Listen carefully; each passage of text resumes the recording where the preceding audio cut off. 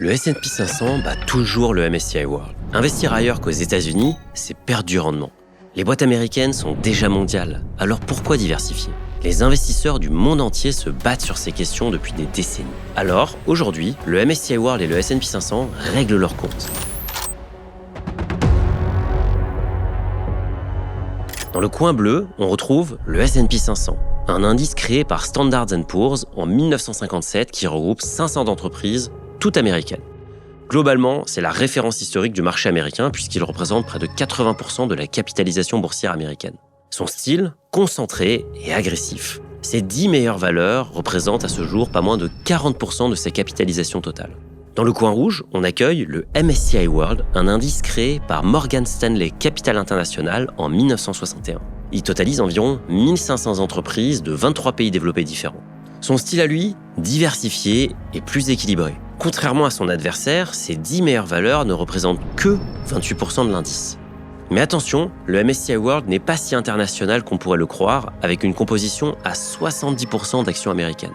Une autre surprise à propos de l'indice phare de MSCI, la Chine, la deuxième puissance économique mondiale, est totalement absente de l'indice. L'Inde, un autre pays qui est en train d'accélérer très fort, est également absent. Pour investir dans leurs entreprises, il faut passer au MSCI ACWI, All Countries World Index, un indice beaucoup plus large qui regroupe 23 pays développés et 24 pays émergents. Attention, aucun ETF de l'indice MSCI World ACWI n'est disponible sur PEA. Alors, qui affiche la meilleure performance ? Sur 40 ans, le S&P 500 affiche 10,5% de rendement annuel moyen avec les dividendes réinvestis. De son côté, le MSCI World atteint 8,5%, soit 2 points d'écart entre les deux. Ça vous semble faible ? Pourtant, avec $10 000 investis en 1985, le MSCI World vous aurait permis de terminer à ce jour avec un capital de $260 000.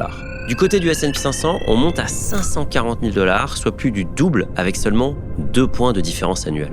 Attention, le capital final indiqué ne prend en compte ni les dimensions fiscales, ni l'inflation. L'inflation est historiquement de 2% par an et vient diminuer mécaniquement les performances réelles des indices. Si on observe la décennie 2010-2020, la différence est encore plus flagrante. Plus de 150% pour le S&P 500 contre plus 150% pour le MSCI World.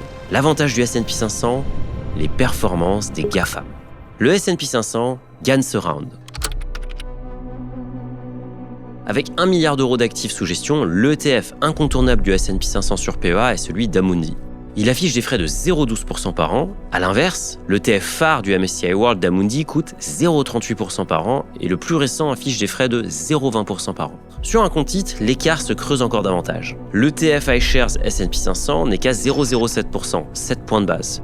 L'ETF iShares MSCI World atteint 0,20%, il est donc 3 fois plus cher. Ces quelques points de base annuels semblent dérisoires. Mais sur 30 ans, avec les intérêts composés, vous pouvez perdre plusieurs milliers d'euros juste en frais. Pas de débat possible sur ce round, c'est le S&P 500 qui le remporte.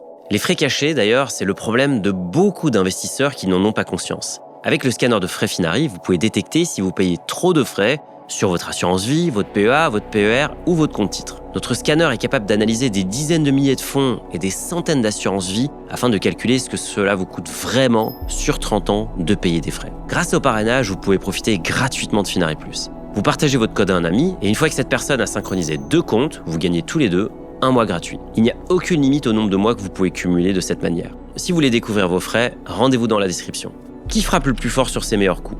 À l'heure où nous tournons cette vidéo, le S&P 500 concentre plus de 40% de son poids sur seulement 10 valeurs. Ce top 10 est principalement composé de titans de la tech mondiale. On y retrouve Nvidia, Microsoft, Apple, Amazon, Meta, Alphabet ou encore Broadcom. Lorsque ces entreprises explosent, l'indice décolle. Et le MSCI World dans tout ça ? On retrouve les mêmes entreprises au sommet, mais elles ne représentent que 28% du poids total.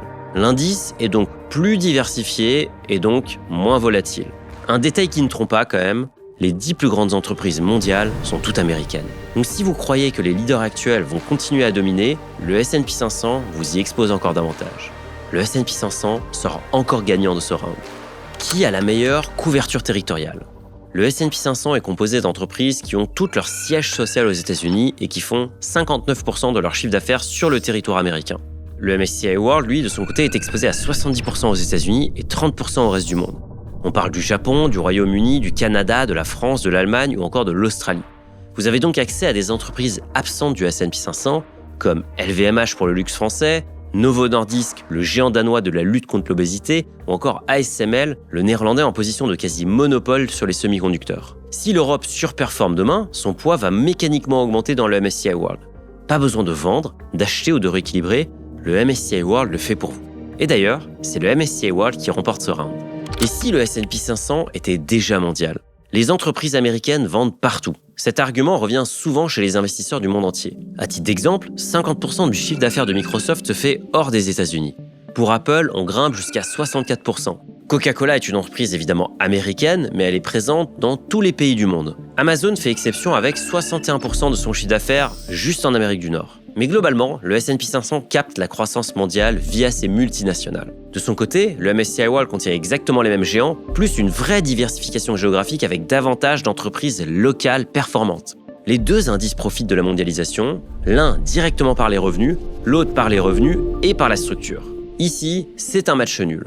Quel indice encaisse le mieux les crises ? Sur le papier, le MSCI World affiche une volatilité plus faible puisque la diversification géographique amortit légèrement les chocs. Mais en pratique, la corrélation entre les deux indices est de 0,98. Elle est quasiment parfaite. Quand l'un des indices monte, l'autre monte quasiment de la même façon et inversement. Prenons l'exemple de la crise des subprimes en 2008. Ce problème est à l'origine 100% américain. Mais à cause de leur interconnexion, tous les marchés mondiaux se sont effondrés. Se protéger des risques américains dans une économie globalisée, c'est presque illusoire. Sur un investissement long terme, ça ne change pas grand-chose. Mais même marginal, l'avantage du MSCI World est réel. Il sort donc vainqueur de justesse de ce round. Qui a l'équipe la plus complète ? Le S&P expose grandement au secteur technologique, peut-être même un peu trop à l'heure où l'on se demande si l'IA est une bulle. Sur ce point, le MSCI World descend à 21%. Il est légèrement moins concentré sur les géants de la tech et du côté des autres secteurs d'activité. En réalité, on retrouve les secteurs de même nature en proportion plutôt proche. Par exemple, le MSCI World est exposé à 12% sur les entreprises qui opèrent dans les biens de consommation cyclique. Le S&P 500, lui, est à 12,7%. La santé se situe à 12% dans le MSCI World et à 13,4% dans le S&P 500. Avec 500 valeurs, le S&P 500 couvre déjà tout le spectre économique. Et avec 1500 valeurs, le MSCI fait à peu près la même chose. La diversification sectorielle est donc quasi identique à quelques points de pourcentage près et les mêmes entreprises américaines dominent les deux indices. Il est donc tout à fait logique que les deux indices aient à peu près la même corrélation. Aucun avantage décisif et aucun argument pour choisir l'un plutôt que l'autre. Match nul. Quel indice gère le mieux le risque de change ? Le S&P est libellé en dollars, mais les multinationales américaines facturent en euros, en yens ou encore en livres sterling. Cela leur donne des revenus internationaux et donc une diversification de change très forte. Le MSCI World, avec ses 70% de dollars et 30% dans d'autres devises, offre une diversification plus explicite et plus directe. Sur le court terme, la parité euro-dollar peut créer des écarts de performance très significatifs. Et sur le long terme, euro et dollar ont tendance à converger. L'inflation les érode de façon comparable. D'ailleurs, des études de Vanguard et de BlackRock montrent que les performances des actions et les taux de change tendent à s'équilibrer naturellement sur des très longues périodes, entre 15 et 20 ans. Autrement dit, l'impact de l'évolution du taux de change tend à s'annuler à long terme sur la performance finale. C'est donc un critère secondaire pour un investisseur long terme. Le MSCI World gagne ce round. Qui investit sur le scénario de marché le plus pertinent ? Avec le S&P 500, vous optez pour un scénario de marché qui continue de favoriser la domination américaine, sa culture entrepreneuriale et surtout la course à l'IA qui est engagée. Un environnement hyper favorable à l'économie de marché et à l'investissement, avec 60% des Américains qui y sont actionnaires. Avec le MSCI World, vous admettez plus d'incertitudes parce qu'aucune économie n'a dominé éternellement. Par exemple, le Royaume-Uni représentait 25% de la capitalisation mondiale en 1900. Aujourd'hui, il pèse à peine 4%. En 1989, le Japon était considéré comme la puissance inarrêtable. Mais après l'explosion de la bulle immobilière et une décennie catastrophique dans les années 90, l'indice japonais phare, le Nikkei, a mis 35 ans pour retrouver ses plus hauts historiques. Un investisseur qui décide de choisir le S&P 500 en priorité suppose donc que l'Amérique va continuer de gagner. Au contraire, choisir le MSCI World, c'est opter pour un peu plus de diversification géographique. Ce sont donc deux philosophies, et seul l'avenir nous dira laquelle des deux aura été objectivement la meilleure. Encore une fois, c'est un match nul. Qui est le plus simple à vivre ?